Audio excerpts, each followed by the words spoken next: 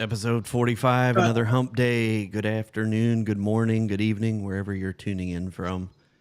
Jez is giving dance critiques to Scott, so glad to Nobody have you wants with to us, see me Jez. dancing. I was literally out of time every single time. Yeah, Dad dancing. some of us white guys can't dance. I'm one of them. So happy to have you guys with us today. We have another special guest, so we didn't burn Robert out the first time, so he agreed to come back for a second visit.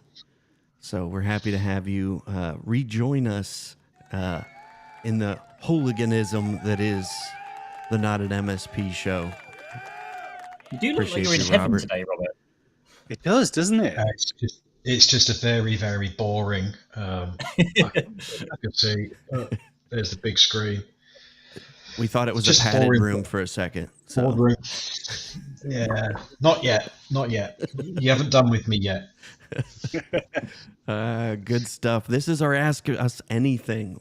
We figured we bring this back for a second month. We're going to make this a regular thing where you can ask us anything and everything within reason. Be nice. So we'll keep it sponsor friendly. Anyway, so if you have questions, go ahead and pop those in the chat. If you just let it type in the letter Q : that way if the chat I'll be able to find those and make sure we don't miss your questions. But yeah, welcome Jez, welcome Carlos. Anybody else that happens to be joining us in the interim, say hello in the chat. Let us know where you're tuning in from. And if you happen to be sharing your earbuds with us on the podcast, drop that in the comments too. Let us know that that you're here and listening, and that we're not boring the crap out of you. So try to make this entertaining as possible. So bring some fire. Anyway, so any questions that you guys have? What questions do you guys have that we've gotten? Maybe sent some follow-up shows. I've got a good one, and this is probably actually aimed at you, Andrew. Sweet. Because you're kind of the marketing man that's in these windows. We've all got websites, we've all got call to actions, we've all got funnels that our prospects fill in. How often should you go and test everything on your website to make sure that it works? Every week. I have a ticket. I still do it.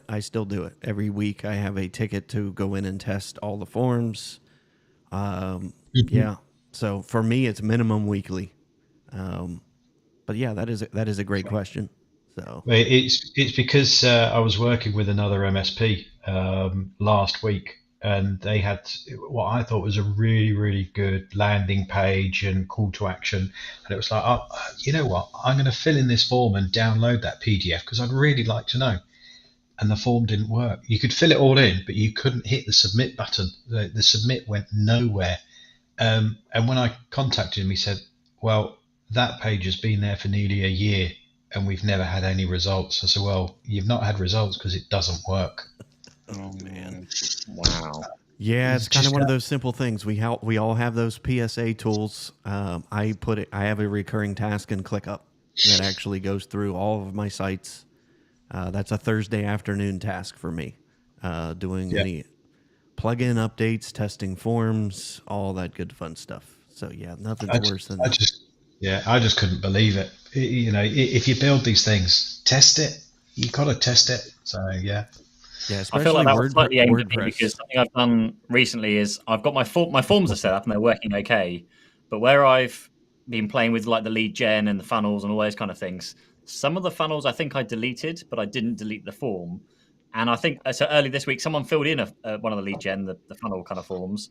I've got the email in my inbox saying they filled in the form, but I've got a note to myself to go and check that the actual thing they entered is now doing something and sent them somewhere. But worst case, if it doesn't, then I'll send them a video, an email, and just say, hey, thanks. Here's the thing that you wanted like 4 days ago. Yeah. Yeah, no, it wasn't you. I won't name them, but they're near Luton. Yeah, that's to me that I learned that a long time ago. Got to test everything. So Now, Pete, you had a giveaway for an X360 camera, and I think I mean, I haven't heard that I've won yet, but I assume if I didn't win, I think it's because your forms weren't working. So there should probably be some compensation. I'm just, however that might be, I Will don't be know. announced at the end of the month. Thank you very much. Oh, It's okay. You gotta wait a little bit longer, So, hey, we got Robin Grayson joining us from Leeds and Jorgen from Sweden. I'm in Leeds. It is not yes. sunny. Yeah, not so sunny Leeds. So, it was, Westway IT says at the Tech Tribe Bristol yesterday. I don't know how you Mostyn. Hopefully, Mostyn, I yep. butcher Yeah, people's names. I'm sorry. Asked how many of us had cyber risk insurance, and if not, why. Most of the room didn't. Yeah, I think we've also found with some of the Tech Tribe and some of the Mostyn works. He now works at a distributor which is Pax8, but he had his own cyber security company working with MSPs called Asterix. So he's quite a character. Everyone, in the CompTIA and the UK community has seen or bumped into Mostyn at some point at one of these events, and he's trying to get a lot of the more agile MSPs up to a minimum level, like at least get yourself to Cyber Essentials or Cyber Essentials Plus. And again, he did a cybersecurity masterclass maybe a month ago now. And there were 26 MSPs in the room, and I think only 4 or 5 of them had actually achieved Cyber Essentials themselves. And I think there was only 1 or 2 that had actually achieved Cyber Essentials Plus. So he's continuing to drive that forward. And I think, I think it's hugely important. I think if you're going to go and say to these companies, hey, we can sort out your cybersecurity, you should, be drinking your own champagne, eating your own dog food, which pick one. But you should have that yourself. You should hold yourself to those same standards so that you can then go and give that excellent advice to clients. Andrew, in the US, you have the NIS standards, I guess. Do you have an equivalent to Cyber Essentials, which is it's basically the NIS controls? I guess you have the NIST framework that you're working to. And the interesting thing here in the States, which is kind of why I want to break down that question a little bit, because he said most of us did not have cyber risk insurance. Like here, as of yet, you can get insurance without having any type of certification. I do think that is slowly changing. The big question in the air that I see here in the States is what is going to be that minimum standard? Is it going to be NIST? Is it going to be something else? Especially like an agile MSP, NIST would be a very complicated thing to tackle from a resource perspective. New legislation just passed here, so we'll see what the face of that looks like over the next year. But I do see that being a requirement to have some type of minimum certification. The insurance companies have already gotten ahead of that, and some of them are requiring it. You at least prove some level of competence before they will insure you. But there's nothing here that says you got to have this or we won't issue you a policy. It's just kind of willy-nilly right now. I found a lot of the time when I was looking for cyber insurance before, and perhaps a reason why lots of people aren't going for the cyber insurance themselves is by the time you go through the process for implementing all the things the cyber insurance policies require you to have, there's obviously very little chance you'll get to the stage where you'll need the cyber security insurance policy, because that's the reason they put all the barriers in place. But I appreciate that it's still worth having nowadays. But I feel that's also what's catching a lot of other people up. Why? Well, I can't pay for the policy because I need to spend all the money on the other preventative measures instead. So it's kind of one or the other for a few people. Yeah. I think it's interesting for the MSP because from our perspective, yes, we'll have cyber insurance. That's if we ourselves have some kind of cyber breach, but it won't include, cascading impact on customers. That would come out of our, public liability or professional indemnity insurance. And so actually, if one of our customers gets hacked because we did something wrong or we didn't do something, in time, then actually that would still come out of our indemnity insurance, which we still have, limitations on. So Cyber insurance for the MSP is for you as the MSP. I still think it's important to have, and oftentimes you'll get it bundled in with your insurance pack anyway. Again, when we renewed this year, they didn't ask at all if we have Cyber Essentials or Cyber Essentials Plus. But if you achieve any of those, you get a free, not that it's worth much, but a free £25,000 cover for cyber insurance. It's not really worth much. No. Our separate policy that we pay for has fantastic cover. So if there's a breach, we get access to cybersecurity remediation experts, and that's all paid for as part of that policy, which is really nice. But I just thought I'd point out, just because you have cyber insurance, it isn't going to cover your customers. That's still going to come out of your indemnity insurance. One of the other things as well in the small print of insurance, if you have a breach and you have not registered it in the UK, we've got the ICO within 72 hours, your insurance is void. So Wow. you can buy cyber insurance, but if you don't register a breach, tough luck. So Wow. what do you guys see as being that barrier? Is it the cost of the insurance itself, or do you guys think that it is the cost of meeting the standard to even apply for the insurance? I mean, I think both. Cyber Essentials Basic is the kind of thing that it's what, £300, £350. That's like nothing for every MSP. Should be having that as a very bare minimum. And even the steps you need to implement at that stage, you don't have to spend a lot of money. I don't think at that stage. Most of that is just like resetting passwords and restricting usage and those kind of things. It's you're bare an MSP minimum best practice, isn't it? If you're an MSP and you can't pass Cyber Essentials, I'd question if you're a good MSP.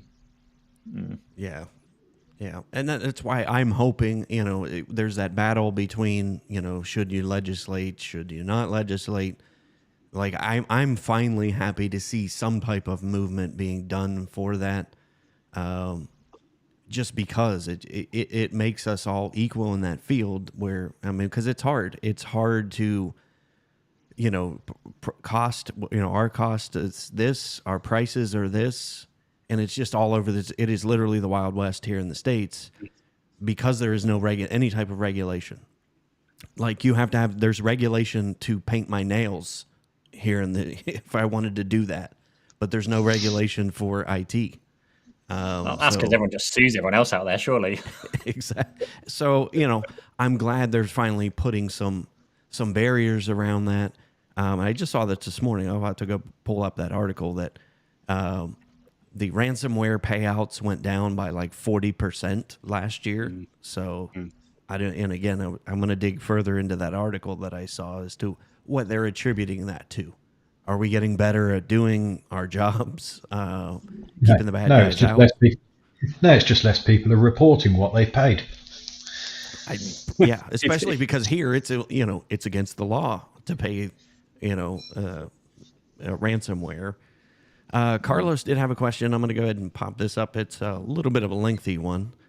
This is a question for you though. This is your sweet spot. Said, I'm working on building and trying to attain more clients for this. I've been learning and focusing heavily on LinkedIn. I'm just confused on the best way to approach this. Should I be growing my audience on my personal profile or company profile? I'll pop that back up there so I can read it. And it took me 15 seconds. Should I post more on personal or company? And my biggest challenge, how do I grow audience and followers? And which profile, personal or company? Thinking about all this, I feel my brain is going to explode. Okay. That's actually an easy one. I know that there's many schools of thought on this, especially if you are trying to start any type of presence on LinkedIn. People will interact with your personal profile way more than they ever will your company profile. Unless you're Nike, Coke, Apple, or some big name brand, people are going to interact with that company page versus they want to interact with the owner. I want to interact with Scott. I want to interact with Pete. So to build your profile, you want to have both. You want to have a company page, obviously, so you look like a legitimate business. But two, you want to have your personal profile. You want to have your personal profile set up to appeal to somebody like yourself. A CEO wants to see a CEO. When I log in, I want to connect with another CEO. I may not necessarily want to connect with a computer technician, so it's kind of goes back and forth. Carlos, let me know whether or not you're in the tech tribe or not. So you've got all kinds of resources in the tech tribe. Yeah, I've got two courses actually on LinkedIn in there. One is 4 hours. We slimmed that down to, I think, 80 minutes with the LinkedIn growth map. So I walk you through exactly how to set up your profile, exactly how to send connection requests, exactly how to post content, and all of that is about building your audience. But the key here... Andrew, question for you.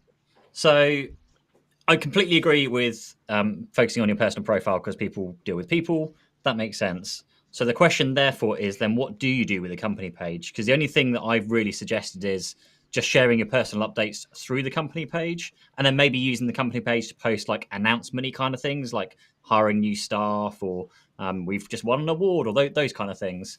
Yeah, be grateful for your thoughts around what do you actually do with the company page then. That's exactly what I do with mine. Whatever you post on your personal, just repost on your company page. Like when I do live streams, I will post separate on both.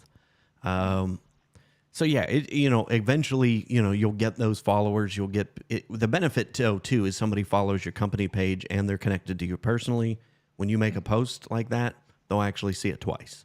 So that is a benefit. You stay a little bit. Can you not share your post through the company page, and then they'll only see it once at that stage?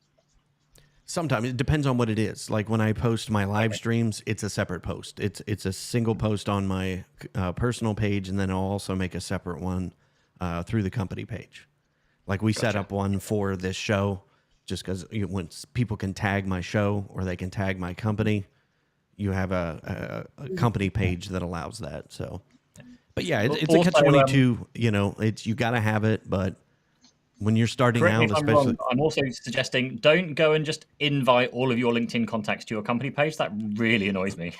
Exactly. Yeah, and again, depending on what type of LinkedIn profile you have or account you have, I think the new Sales Navigator allows you to invite up to 250 people now instead of just 100.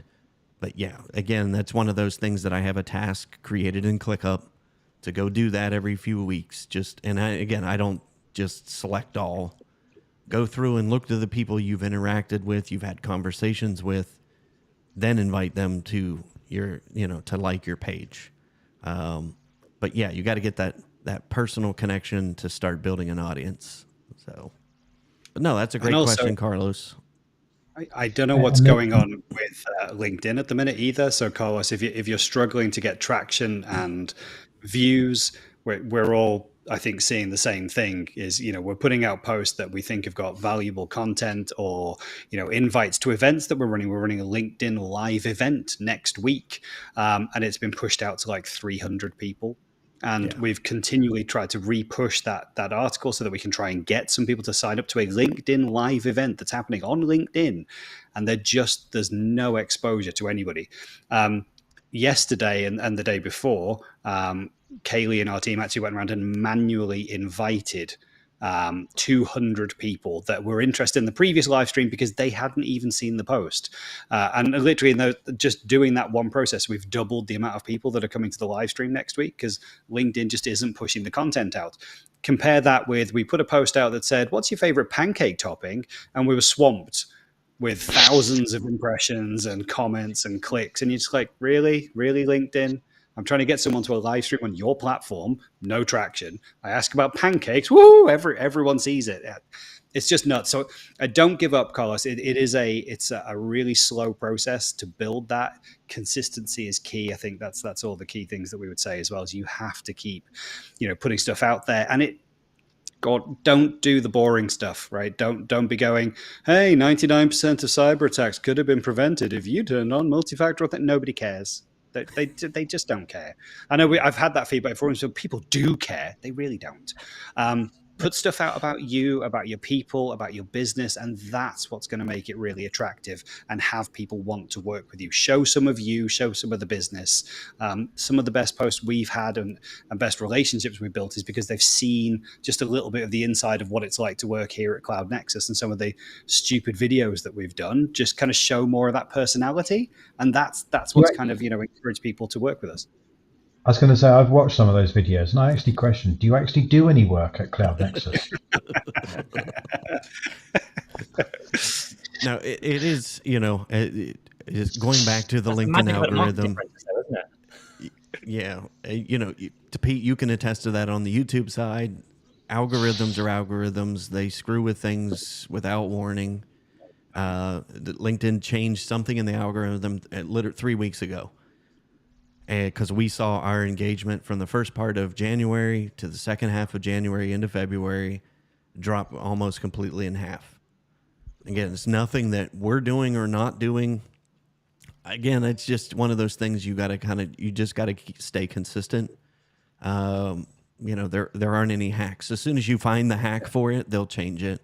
But yeah, that's why I think just consistently showing up as a person, putting that personality, like Scott mentioned, in there, and by all means, don't sell. Don't pitch slap people on. I was going to come my to that. stuff. The 80-20 rule is, you look at the posts that I do, I think I try and do 80% of fun, 20% around kind of work, not the cybersecurity stats side, but just make it engaging. And people want to engage with people and see that side of things. Like Scott was saying, pancakes. I mean, who thought that would be the hot topic compared to I've actually got a really good opportunity for business. And it just doesn't happen. But yeah, you look at, as I said, my last kind of dozen posts, I don't think one of them's about work. Yeah, and that's there's still that misnomer with LinkedIn that you can't post personal things on there. You can. I mean, one of the things that they're rewarding right now is the selfies. So have you guys noticed the increase in people doing selfies? That's one of the things they're testing that with the algorithm. So I've seen more. Again, they're constantly testing. So don't give up. Actually, I was told off last night. So selfies I don't do, but I was told off last night because I didn't have my white trainers on and I couldn't take a photo of my feet, because that seems to be my regular is I take photos of my shoes and post it because everyone else is doing selfies. Yeah, just do the opposite. Exactly. Yeah. I mean, this is the whole thing about LinkedIn and most other social platforms. Like, I see it all the time with people like, oh god, people moaning about the things they're seeing on their LinkedIn feed. It's like, the reason you're seeing it on your LinkedIn feed is because you're engaging with it and you're watching it and you're like interacting. If you just scroll past it, you wouldn't see it anymore. That's like the whole fundamental thing with any social networking platform. The more time you spend watching that particular type of content, the more it's going to feed you. Like, spend 2 minutes on TikTok and it learns very, very quickly what kind of person you are and what stuff it's going to feed you to keep you in their app for like the next hour. It's very, very simple. Yep. That's, it's when I went to People of Video back in September, that they said that's it. Tim Schmoyer, who's now with vidIQ, he said that's the hack. Create content for people, not the algorithm. He said, so if you want to know that, the hack of any social platform, that's how you do it. Create content that people want to see, and we'll keep them on the platform. So, we got a question here. Zara says, hi guys, one question we have is how you guys managed to find relevant sources when you were smaller as a company. We looked at an external source to help, but they wanted $9,000 a month. I'm assuming the external marketing agency when it's kind of talking about sources. That would be my guess too. I'm a big believer on just doing it yourself, because unless you are a big company with a lot of money, you can spend a lot of money and not see much return very quickly. You have to be, if you're spending $9,000, you probably have to spend that $9,000 for about a year to see any form of kind of anything coming back. So hiring someone internally to take care of your marketing. And honestly, my experience has been, it's been different for everybody else. You can be complete polar opposites. Some people can think one particular source of traffic. Obviously, for me, I'm very big on video because that worked very, very well for me. But someone else could be, no, I'm a paid kind of ads, pay-per-click kind of person, or I'm a networking person. You just need to test things and find what works for you. The simplest way to put it that I've kind of found works for most people, and it helps them find them eventually, is just focus on one every single month. So start with a clean slate right now. We're in February, or maybe let's call it March. So the 1st of March, you work on one particular like marketing pillar. So that's going to be, maybe that might be your social media, your email, or your video, whatever it's going to be. Pick the one and just spend the month trying to hone that. And then on month 2, you kind of maintain that and keep it going. And then you pick something new and then add that into the mix and keep doing that until you get to, say, month 5 or month 6. And then you kind of assess and go, okay, well, what's not working? What's definitely not working? Well, let's scrap that one. Now let's try something new. I always do think videos, like, I mean, I'm video. Like, I always think video is worth doing because it's had such a big impact for me, and I see it consistently having a big impact that most people won't do it because it's too scary and difficult and complicated things. It's not. But I also think, to Andrew's comment, I think from like literally last year, was the lead gen collateral, like a downloadable template, a PDF, a guide, like something that's, and I'm not saying like, here's the how to choose a good IT support company when you want the end of it. But it's like genuinely like, download this because it will save you money or make you more an efficient business or help you with a problem that you've got, because that's the thing that will actually get them to type in their details and download things. And like Andrew says, like, I think I did one last year when we had that discussion. I still get new leads almost every week, but definitely every single month, with people downloading those kind of templates. So that's probably where I'd go to start off with. But definitely shift your focus away from the free cyber review, free security IT review, those kind of things. They don't really sell much because people know they're going to buy IT support at the end of it. Think of something that's actually going to be valuable to them. That you're almost giving stuff away, and it doesn't have to be complicated. Here's a 10-step checklist to do XYZ. Now you can do that in Canva, spend half an hour doing that, and that's something that can live on your website for the next year and bring you leads. So you just spend some time thinking about the actual content itself. Yeah, for sure. Anything that you guys have seen? I know last time we talked about just the lead magnets and just something of interest.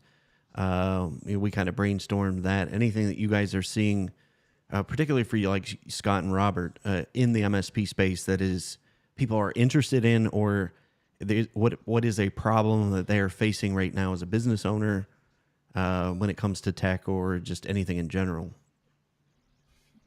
Scott, over to you. Yeah. I was going to say, firstly, I just wanted to bring up a point for, I think it was Zara, was it? I don't have the name in the chat here. But we spent, I think, £45,000 on external agents over a period, in one of our first couple of years, because you always get hooked into that thing, thinking, well, it's a lot of money, but these guys really know what they're doing, and they're promising leads, and they have a track record, and so. Yeah, it's an investment, but if one of those turns into a deal and an opportunity, then hey, we can make this back. And what if we get 2 opportunities?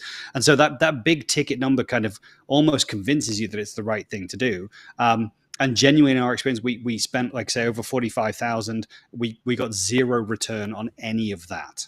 Not any of it turned into a lead. So it's just money thrown away. And that was a hard lesson to learn. I like to think I'm a clever person. I like to think I make good judgments. But you look at something like that and just go, oof, that's an expensive lesson to learn. One of our biggest challenges with the outsourced people, and they're not all the same, your mileage may vary, but not one of the people that we worked with, and we tried different ones at different times. Everybody got a 3-month or a 6-month run, and we would see how they perform. But none of them could represent our brand, our values, our tone of voice the way that we could. They just, they had some content, they had some ways of putting things out. Some of them were really slimy and horrible salesy articles. Some of them were just really dry and boring and repetitive. None of it felt like us. And so the biggest step that we made, and this is a UK thing, so we're lucky here in the UK that we can hire apprenticeships at a really low sort of salary cost for that first 18 months. But we get to bring in talent that we can grow internally. And yes, it's a distraction from what you're doing day to day at the start. And you might think, oh, I don't have 3 months or 6 months to bring an apprentice up to speed. It doesn't take that long. We're flying within 6 weeks of producing content that looked and sounded like us, having a roadmap for social media, for all the different channels, having fresh ideas for new opportunities, like on things like TikTok, having YouTube videos put together. And so we started on that journey really, really quickly, thinking, I think it's going to take all of my time to invest what we do into a digital marketing person. It took no time at all. And the return on that has been phenomenal. So again, to echo Pete's point, if you're not in the UK and you don't have an apprenticeship scheme, perhaps in the country where you are, I would still genuinely look at bringing in a resource, or even maybe starting with a VA. An external VA agency can do some marketing items for you. They tend to need a bit more structure and a lot more process around what it is you want them to do, but it can be low cost. But I wouldn't be paying $9,000 a month. Get someone who's in your team and on your side that can really get your culture. Yeah, absolutely. Yeah. Also, just to help briefly with the content thing, because that's obviously I don't have enough time to put something together. The kind of time saving thing that I always go with. So sticking with the one thing a month, but just maybe you have your focus on once a month or once a week or something on a particular product or service or thing in the news, whatever it's going to be. But just kind of dissect that information through all your various media. So if you're putting a video out, if you want to start with a video, then put that out through a blog post, put that out through audio, through your social media channels. Just all your kind of marketing things that week or that month should be saying the same message. And I always kind of relate it to the fact of when I go down and sit with a client and I'm speaking to them, I want to, hopefully they've heard or seen or read the message somewhere, so I don't have to then explain to them and say, oh, hey, this would be a great bit of technology for you. There were still a few frustrating situations, and they're like, oh, hey, have you tried this? Oh, no, we haven't. You should have told us about it sooner. And we're like, we did, in like literally everything we've sent to you, like emails and letters and like everything. You've still ignored it. But no, we're sat here speaking to you and now we're telling you about it. So my goal was to get them that information before I sat down and physically spoke to them. So I think, just try and focus amongst your other various bits of marketing you're doing, but with the same message. It makes your marketing a lot easier rather than having to post something on social over here whilst writing a different blog post, whilst making a different video. It gets too complicated. So what do you think, Robert? What do you think has helped you? He just mic dropped. Where do you go from that? No. I've listened to everything that you guys have said, Scott and Pete. Absolutely, words of wisdom there.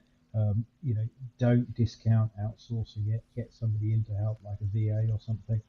But if you are marketing because you're looking to grow the business, spend some of that budget on networking. So find a local networking organization, go and meet them, go and actually get out there. Don't sit behind social media just posting every other hour hoping that somebody's going to buy. Yeah. So that's where I'd also spend some of my budget.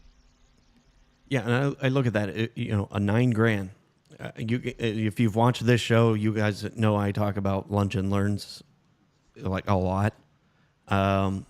We're back in person. In-person events are back. We're back, and like Robert said, networking. And it's not a better way to network than to create your own event. You've got home field advantage at that point.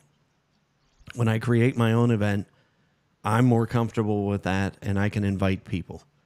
And you just think about what you can do for even simply $1,000. If you were to take $1,000, what kind of event could you put on that is all about you? It's your show, it's your rodeo, and I did not put. We did that every quarter because I found that was the easiest way to put a bunch of prospects in a room at the same time and be able to educate them, which ultimately led to sales every single time. Every single time. I think that's a really good approach because my default thought and answer to networking, like general networking, where you walk into a room full of totally different people that you've been invited to rather than you're inviting people to yours, is I'd rather spend my time making a video because then more people who want to see my video will watch the video rather than a room full of maybe 10 or 15 people I might get to speak to that might not be interested. But yeah, that's a very good point. If you're putting on your own events and inviting probably a mixture of clients and prospects to those events together, that's ideal. That's a very good idea. I mean, again, go ahead. is I that was right? just say, yeah, if you're doing your own events and inviting customers or say 2 customers and 4 or 5 prospects, much better way to spend £9,000 a month or $9,000 a month. Yeah, I mean, just think about what type of an event you could put on. I mean, heck, you could rent a movie theater and put on and just, you know what I mean? You could cater the whole thing. Riding on like golden horses and all sorts for $9,000 a month. But that's the thing, though. I guarantee, if anything, you're going to get something out of it.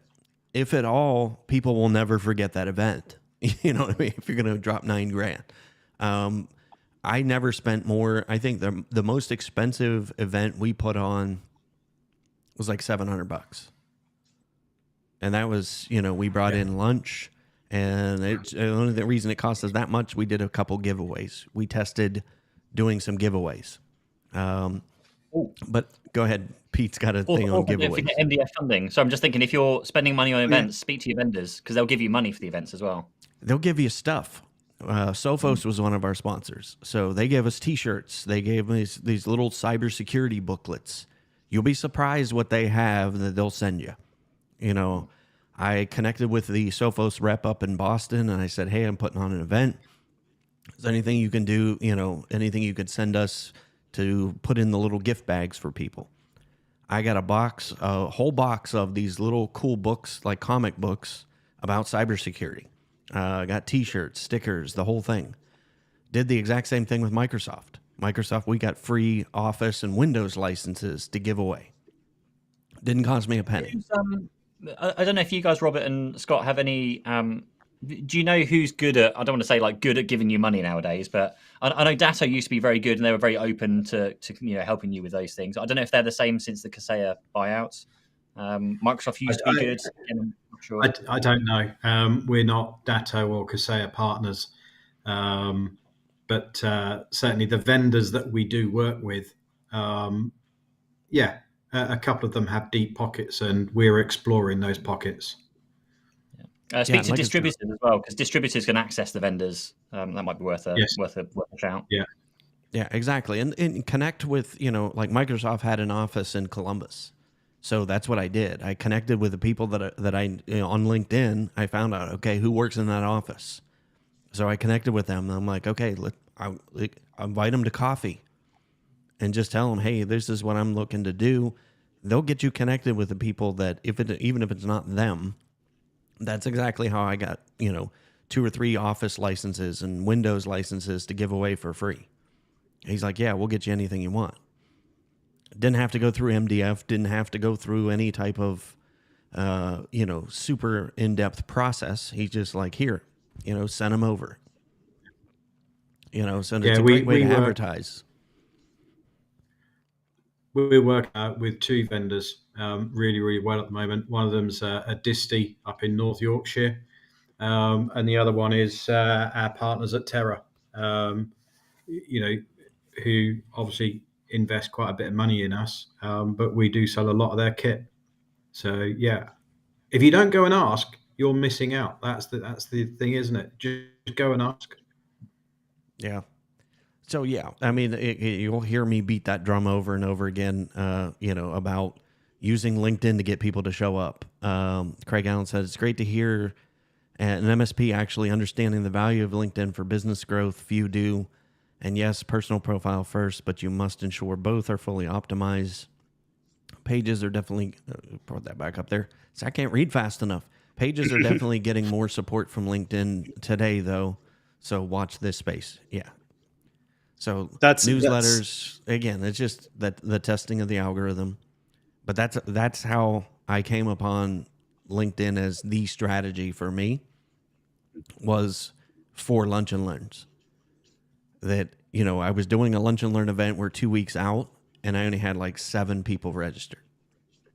So I'm like, okay, went on LinkedIn. It was a Wednesday night, and direct messaged 150 people that I was connected to on LinkedIn, and then did a personal VIP invitation. Next thing I know, I just logged out, went home, came in the next morning. I had 25 people registered and an inbox full of messages from people who said, thanks, but I can't come to this one, but invite me to the next one. Guess what I have for the next event? I now have a list of people who know who I am, who are interested in that. And that's how, you start small and just kept growing from there. But to me, that's when it dawned on me, okay, that works. How many marketing things have you guys done? You send an email blast. Do you have 40, 50 people reply back to you? I mean, it's most of the time it's crickets. But, I had 40 or 50 people to reply back to, and it was generally the same thing. Thanks so much for thinking of me. I can't come to this one. Invite me to the next one. And then have them bring a friend. My other thing, if you're going to do lunch and learns, start with a small audience. Start with wanting, 6 or maybe 8. And when it's full, those 6 advertise it as sold out. And then when you get the next one, people are more likely to say, oh, I want to go because one was sold out. Don't try and start with 20, 30 or 40 people where you don't sell the seats. Start small and build up that fact that people want to turn up. Yeah.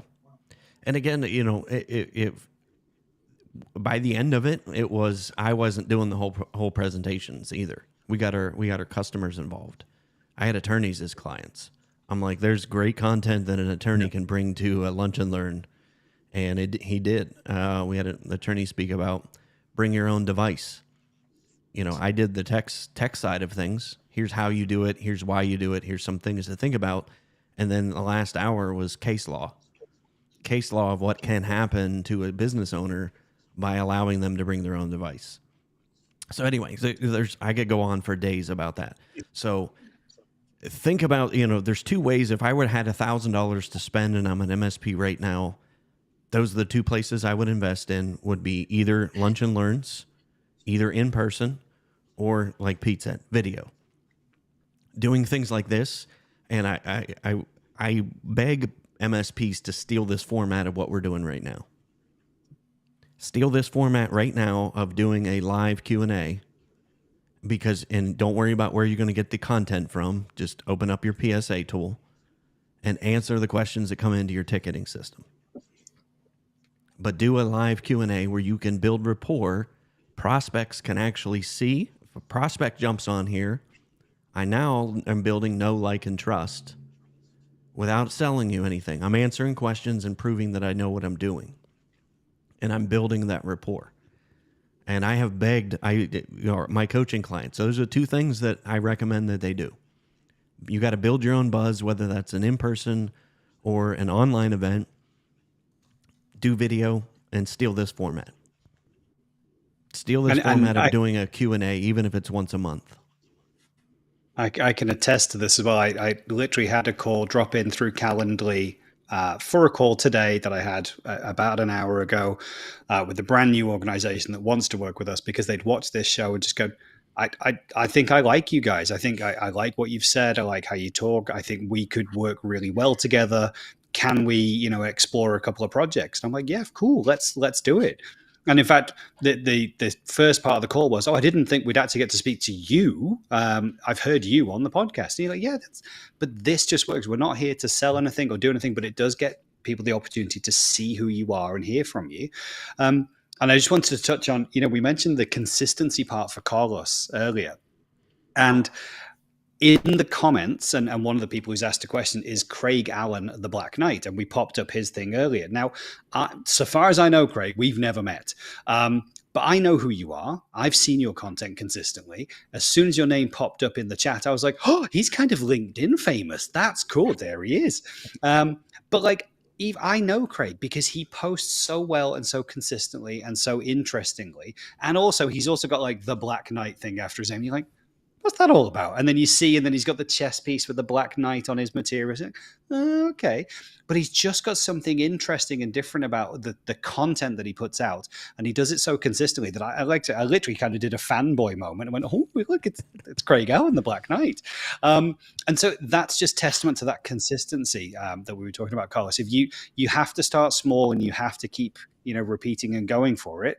But over time, you just become known and you build up so many connections that you're well known to people.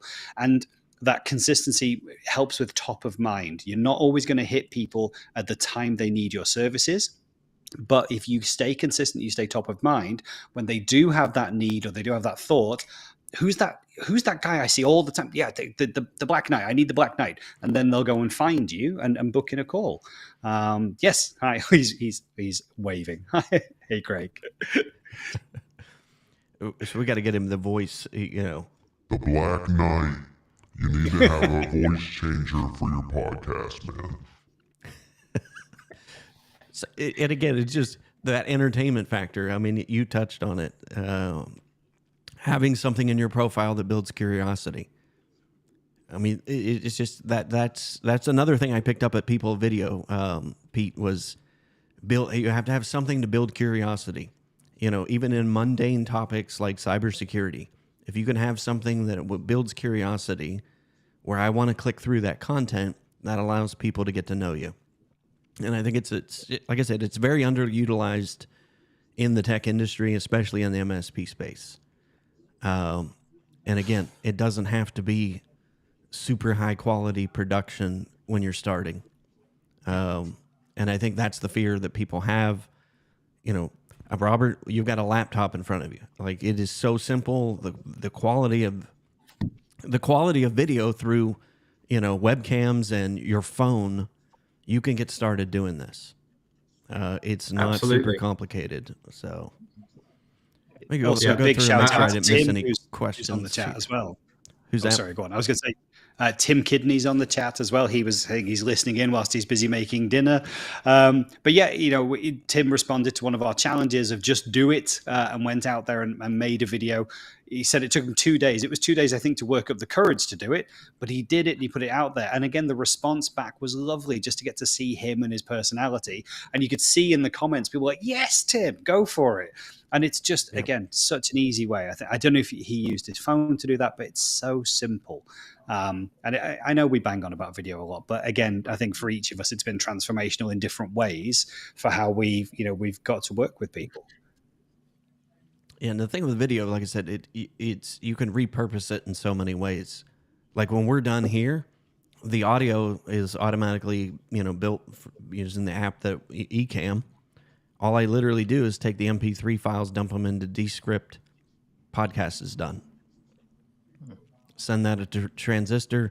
So from 1 hour of effort, we at least make at minimum two pieces of content. And if you're doing just a simple Q&A like this, even if it's yourself, each one of those questions and answers can be a short video. You can have an admin. We talked about that. Get a virtual admin, you know, a video editor to slice those questions into, 60-second reels for TikTok or shorts or, you know, Instagram. So if you have an hour-long Q&A session, and you answer 60 questions, that's 60 pieces of micro content that you now have for 1 hour's worth of effort. So again, it's just maximizing that, because Tim Kidney said that too. He missed the first 25 minutes. I seem to have a stressfully fragmented marketing plan that keeps evolving and changing. I learned something new about what to do for my marketing. This is proving challenging when trying to work in the business. Also, how do you devise a firm plan that you can stick to at times? I feel I'm going around in circles, especially when it's something new I'm not sure how to implement. I think Pete's wise counsel there, start with one thing. Yeah. If it's video for you, Tim, if it's video, just get good at that. Spend 30 days doing that. If it's LinkedIn, same thing. Just spend 30 days getting that nailed down, and then next month work on something different. Add to it. But trying to do everything at once, you're gonna have that, you know, dog chasing its tail. It's gonna wear you out. Well, one of those things that I'd add into I didn't touch on it earlier, but I know a few of my clients don't have it, which was a surprise to me, was a CRM system. An organized CRM system. So where you've got kind of all your clients with the right groups, membership and tags, and prospects with the right tags. So when you want to do a mail shot, or you want to send a bit of communication out to your clients, to be able to jump into your CRM system and just be able to send it to the right people, or the right subset of people. That's a massive thing, and that's basically helpful for prospecting as well, because if you can group them all and tag them all correctly, then your prospecting will massively improve. So yeah, for that's like 1 month, focus on like your CRM, your email system, your email marketing, and that's all kind of part of the same thing. Yeah. And I I would know also Tim's say, go ahead, Scott. I was going to say, also do batches of work, because when you get yourself into that mindset, or if you're doing video, you get yourself in front of the camera, the whole effort to get that all set up and get it done and get it ready, you should then produce, a number of pieces of content. You're not going to throw it all out at once, but you're there and you're in the mindset and you're in the zone and you've got comfortable with the camera again. Just plan maybe 4 or 5 pieces of content that you're going to drip feed over the next couple of weeks, maybe every couple of days, but do it in batches. Trying to do your social media strategy daily is a perfect way to fail, because you'll just be sat there and go, oh crap, I haven't put anything out on LinkedIn today. Here's a selfie. But there's no value that came out of that unless you're testing the algorithm like we've all done. Yep. But if you plan that in advance, sit down, batch, you can we've done an exercise before where we've gone, right, here's 30 LinkedIn posts that we're going to do. And we might use them all next month, but if something more interesting comes along, we'll swap one out. And we'll just what's a good hook? What's an image that could go with it? What do we want to let people know? And those are sort of the generic bits of content that we just have as a fallback. But then whenever we see something interesting or something fresh or some news, we'll just put a comment, but just something, jump in, with a comment on something that's happening. But getting that as a fallback will really help. So having fallback content, batching things up, really makes your life easier, as well as we've all said, getting someone else to do it. So it isn't just all on you. Yeah, I've had a couple questions on the Lunch and Learn side. Westway IT said, how would you promote a Lunch and Learn when, as Scott said, you can hardly promote a LinkedIn Live without going manual? I think it has to be manual. I think your point exactly, Andrew, that you said about contacting the people separately. Again, I didn't do it. Kaylee did it, and we contacted 200 people who all sort of came to the last LinkedIn Live that we did and said, hey, it looked like you, hey, name, but she was smart enough to change the name every time. Hey, we saw that you came to the last LinkedIn Live event. Just to let you know, we're doing another one. Really sorry to contact you directly, but to be honest, the algorithms have been a bit nonsense lately. Anyway, here's the link. Would love you to come along. And the response has been fantastic. People looking at it going, it's a personalized message. Thanks for inviting me. I'm genuinely interested to come. Or they've said, oh, I can't make it, wrong time zone. Like, don't worry. And we've made sure to follow up and reply to every single person. Yeah, the time zone can be a nightmare. You're in Australia, I can see. Why don't you catch us on YouTube or LinkedIn afterwards? If you sign up, you'll get a link and you can watch the video back afterwards. So that's been really helpful. But I think it's John, isn't it, at Westway? I think for those things, we've really learned, don't just rely on putting posts out and hoping that people will sign up for LinkedIn Live events.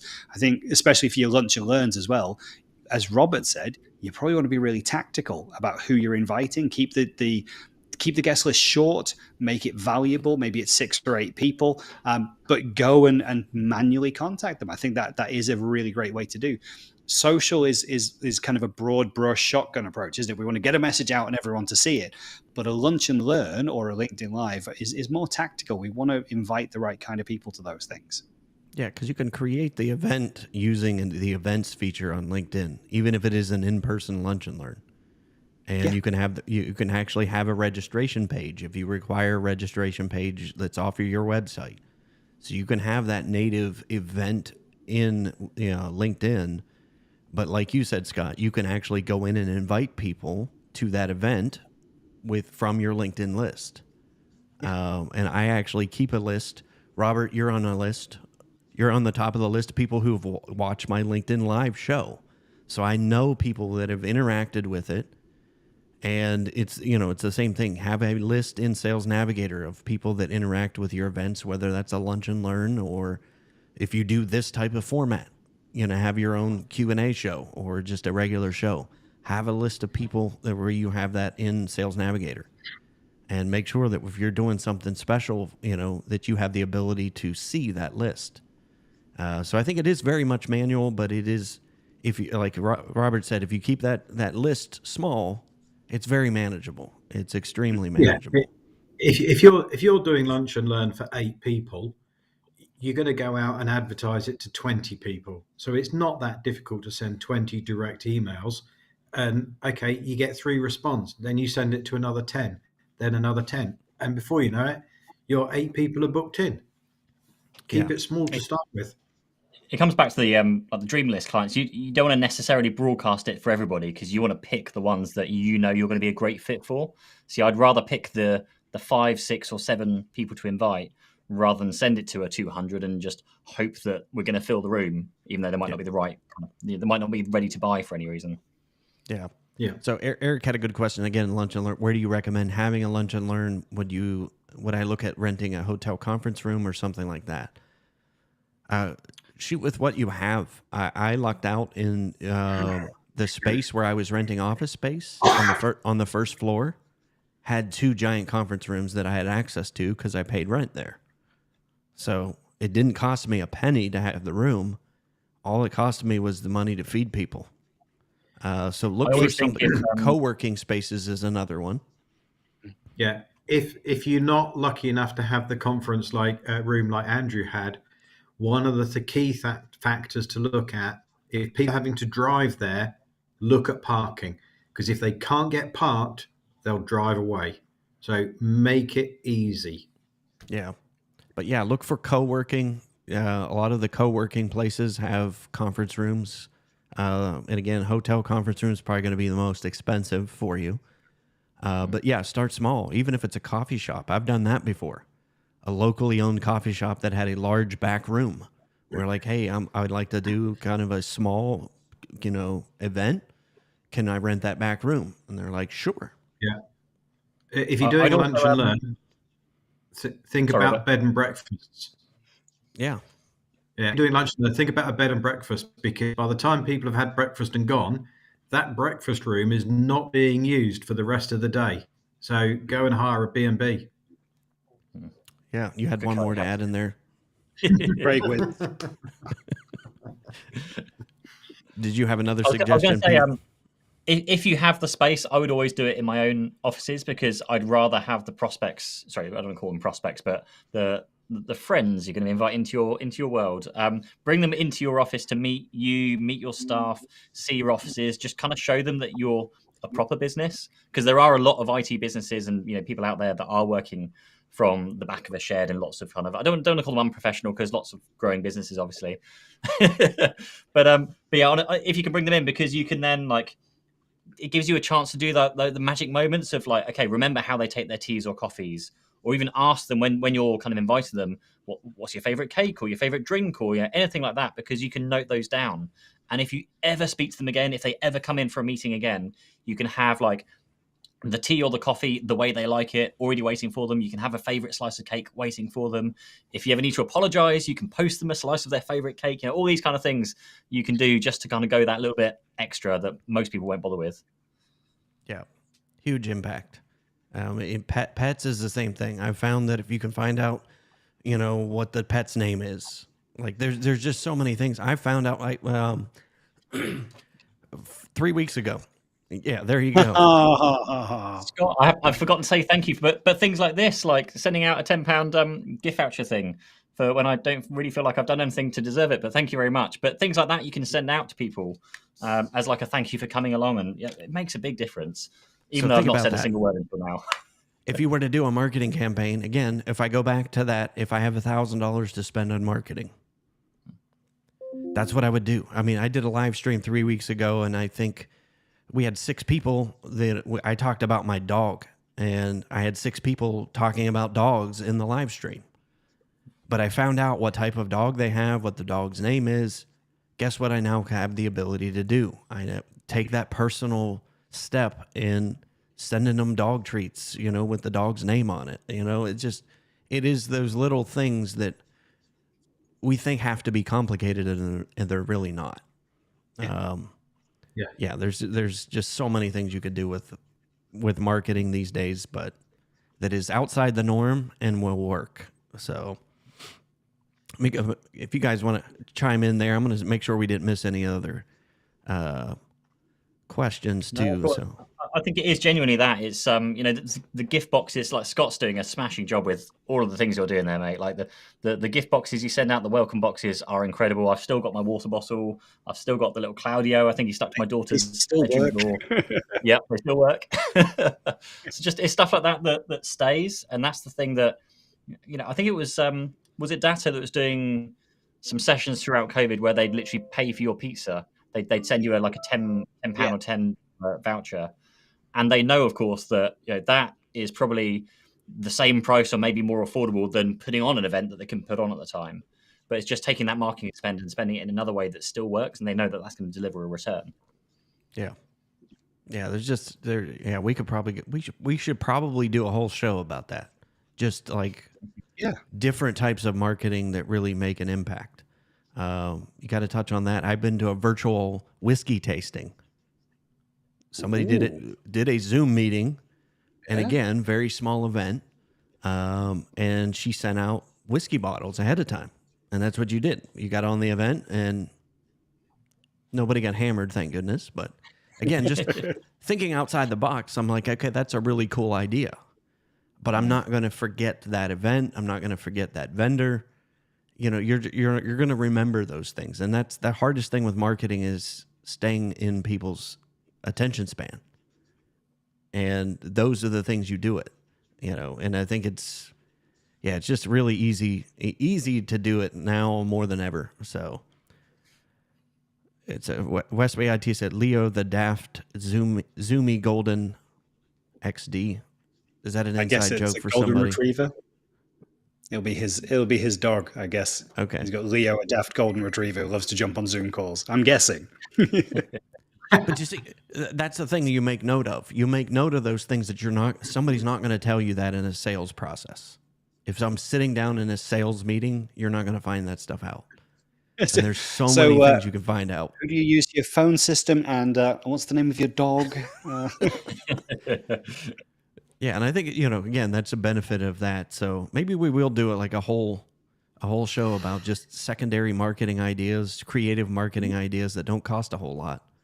And if you're going to take interesting. What can you actually do for $1,000? Yeah.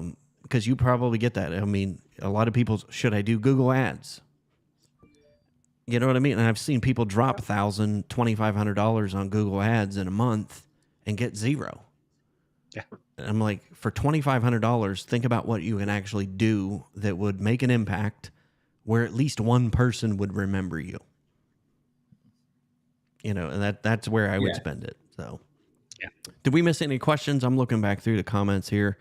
Appreciate all the people hanging out today. Westway IT, Eric Sheldon. I know you guys probably got to go because we're past the top of the hour here. I think also quickly chiming in, if you've got budget to spend on marketing, don't forget to also market to your existing clients. Take them out for dinner and ask them, how's our service? Oh, the service is fantastic. Would you recommend us? Of course we would. Who would you recommend us to? And ask them a direct question. So don't forget about marketing with your existing customers because they've got the answers. Yeah, that's why you touched on a good point, inviting your customers to your lunch and learn events, which we always did, because it's great. Nobody's going to pitch your services better than your customers. So it's great because they were just telling audience members, giving testimonials for us with the people they were sitting next to. So, yeah. Excellent. Any other parting shots? Make sure I think we got all the questions. If I'm not mistaken, if we missed your question, I apologize. But I've got one to finish off. Did you know? Apparently, Cat 8 is a thing. Cat 8 networking cable. What? Since when do we get to Cat 7 or 6? Like, barely anyone's using Cat 6 when I was doing things.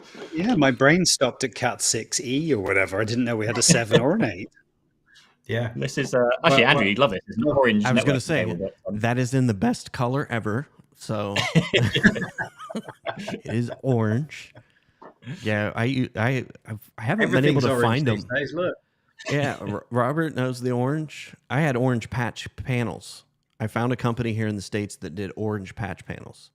So you knew as soon as you walk in where our networks were. Because if you walk in and there's a 48 port patch panel and it's bright orange, you knew who it was. So yeah, and your competitors walked in when Andrew's got this one.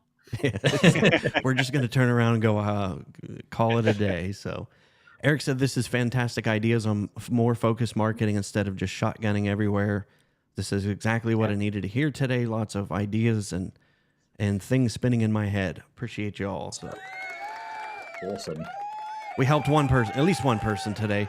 And Good. And we got the Black Knight to show up. that was awesome. So, by the way, Craig, if you want me to produce your show, I would gladly do that. So, because I have so many ideas that we could do. That would be so much fun. All right, guys. Again, I got 12:15. It is lunchtime for me. I know it's the end of the day for you guys. When does time change for you guys, by the way? I forgot. I'm meaning to ask that. It's in like 1 or 2 weeks. It's soon. Okay. Yeah. Ours is, I think, March 12th. Around March the 20th, isn't it? Okay. 26th, You guys are a couple end of weeks March. out. Do you guys spring ahead too? So it'll be a. Yeah. I'm just trying to figure out whether or not we need to alter our starting time here.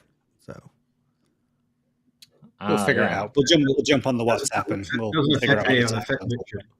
gotcha. Yeah, it won't affect next week. I can't believe it's March already. That is nuts.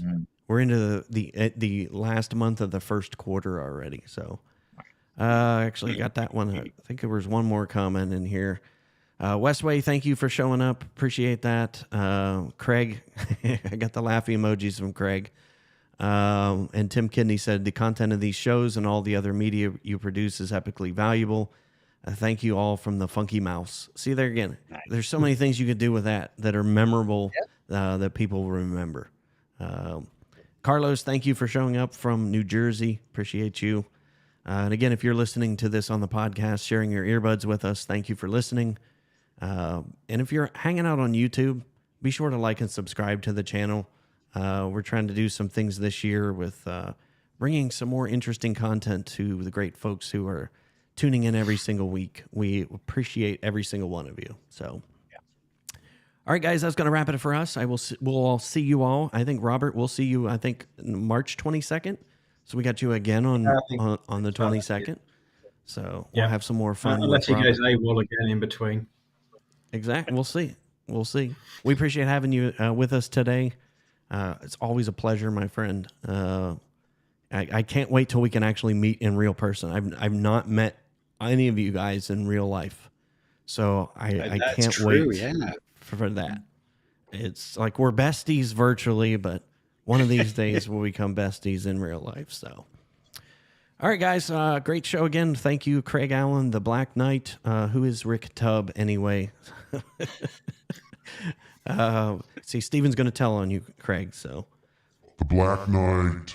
The Black Knight. Oh. So much fun with that. Anyway, guys, we'll see you next week. Be safe. And as always, thank you for tuning in. See you next time.